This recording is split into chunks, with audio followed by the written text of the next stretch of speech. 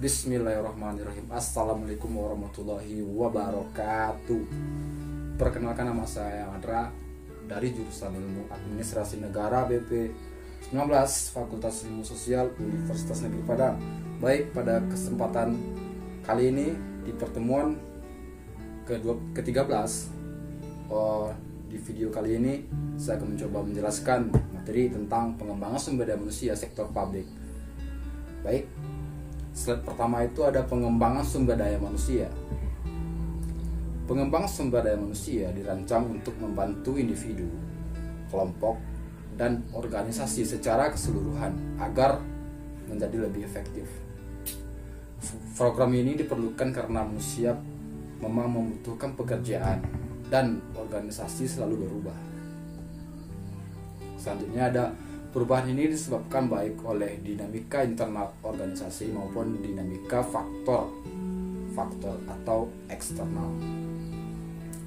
Perkembangan teknologi misalnya mempunyai implikasi terhadap syarat-syarat atau tuntutan-tuntutan kerja, kesenjangan antara kemampuan pekerja dan tuntutan pekerjaan yang selalu berkembang, maka diperlukanlah peningkatan atau penyesuaian pengetahuan dan keterampilan serta sikap kerjanya itu sendiri.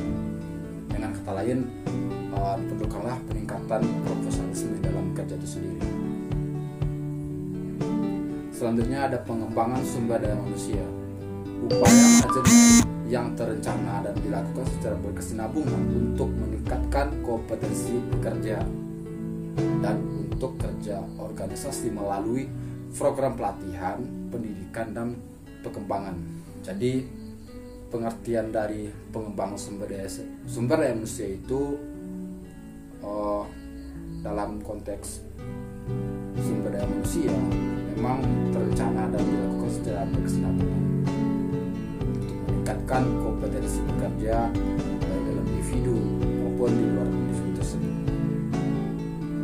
Pelatihan atau training yaitu meliputi aktivitas-aktivitas yang berfungsi meningkatkan unjuk kerja seseorang dalam pekerjaan yang sedang dijalani atau yang terkait dengan pekerjaan itu sendiri.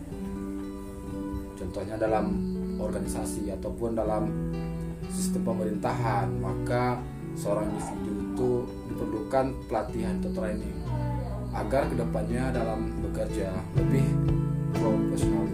profesional lagi dalam bekerja.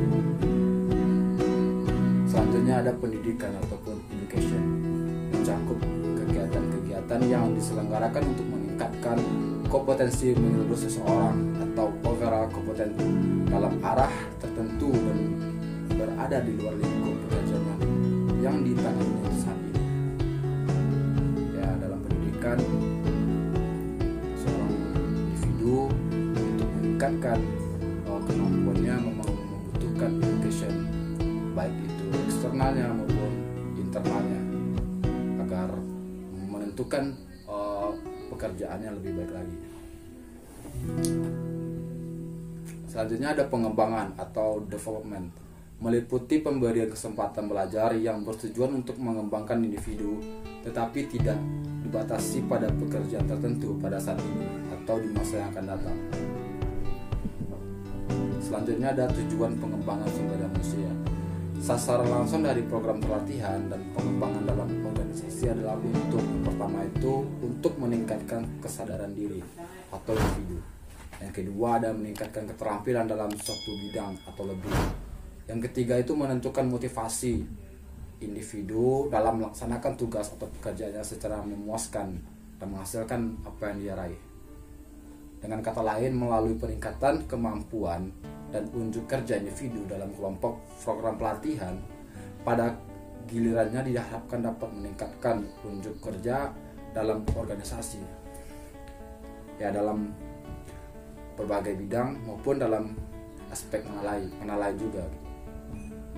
Faktor-faktor yang mempengaruhi PSDM itu menurut Mondi dan Noe ada 7 faktor yang mempengaruhi pengembangan sumber daya manusia. Yang pertama itu dukungan manajemen puncak. Yang kedua, komitmen para spesialis dan generalis dalam pengelolaan sumber daya manusia. Perkembangan teknologi, kompleksitas organisasi, pengetahuan tentang ilmu-ilmu perilaku, prinsip-prinsip belajar, dan yang terakhir unjuk kerja fungsi-fungsi manajemen sumber daya manusia lainnya. Selanjutnya ada proses pengembangan sumber daya manusia. Proses pengembangan sumber daya manusia itu dimulai dengan satu, penentuan kebutuhan pengembangan atau suatu penilaian kebutuhan yang komprehensif, penetapan tujuan yang bersifat umum dan spesifik.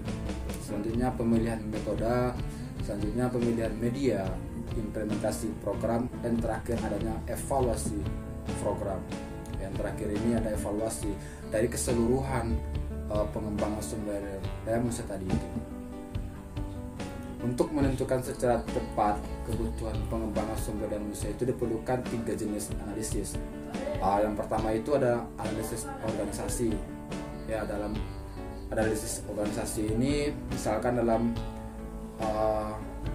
mahasiswa memang membutuhkan strategi ataupun kemampuan berorganisasi agar kedepannya lebih memiliki wawasan, pengetahuan, dan ilmu yang bermanfaat juga dalam bekerja gitu. Nah, selanjutnya ada analisis tugas. Selanjutnya ada analisis orang juga. Ketiga analisis itu menjawab 3 pertanyaan. Yang pertama itu pada bagian mana dalam organisasi diperlukan program pengembangan. Kedua, apa yang harus dipelajari oleh peserta agar dapat melaksanakan pekerjaan secara efektif. Yang ketiga, siapa yang perlu dilatih atau dididik dan dilatihan, dan latihan pendidikan apa yang perlu diberikan kepada mereka gitu. Media pelatihan dan pengembangan. Jadi di sini media pelatihan dan pengembangan itu maksudnya yaitu metode atau peralatan khusus yang digunakan untuk mengkomunikasikan gagasan-gagasan dan konsep-konsep di dalam program pelatihan dan pengembangan. Media yang lazim digunakan dalam pelatihan dan pengembangan adalah video tapes, films, closed circuit, television, slide, projector, overhead, and opaque, projector, flip, car, dan clipboard. Selanjutnya ada evaluasi pelatihan dan pengembangan. Jadi di sini terakhir itu ada evaluasinya. Pelatihan harus dievaluasi dengan mendokumentasikan atau mencatat secara sistematis hasil-hasil yang mana dalam pelatihan itu bagaimana perilaku peserta sesudah mereka kembali bekerja relevan perilaku tersebut dengan tujuan organisasi. Untuk mengetahui manfaat atau nilai pelatihan itu kita harus menjawab 4 pertanyaan berikut. Yang pertama itu apa yang terjadi dalam perubahan sesudah pelatihan gitu. Maksudnya itu yang terjadi perubahan sesudah latihan itu misalkan dari yang tidak dia tahu menjadi tahu gitu loh.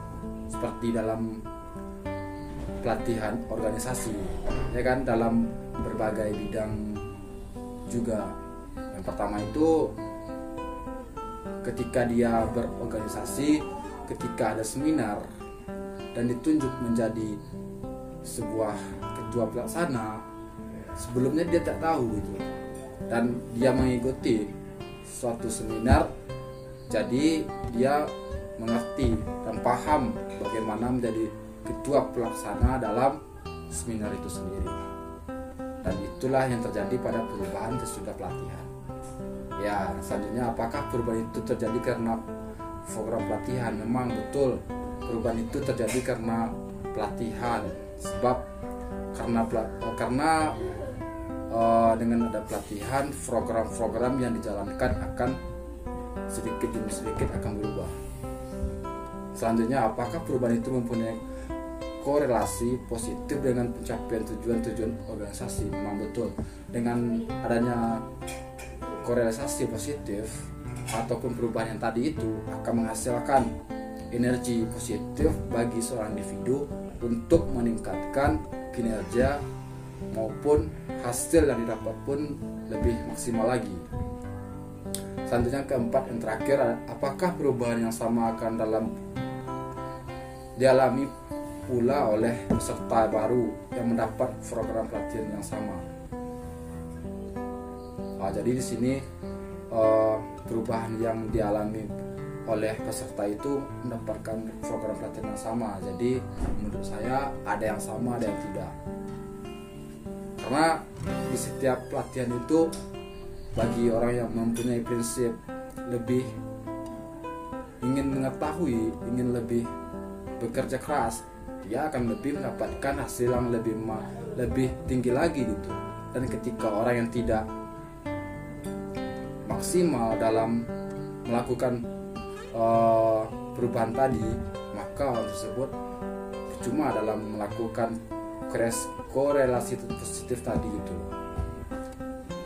Baik, itulah yang dapat saya sampaikan dari presentasi saya pada kesempatan kali ini. Apabila ada kesalahan dan kekurangan, saya mohon maaf.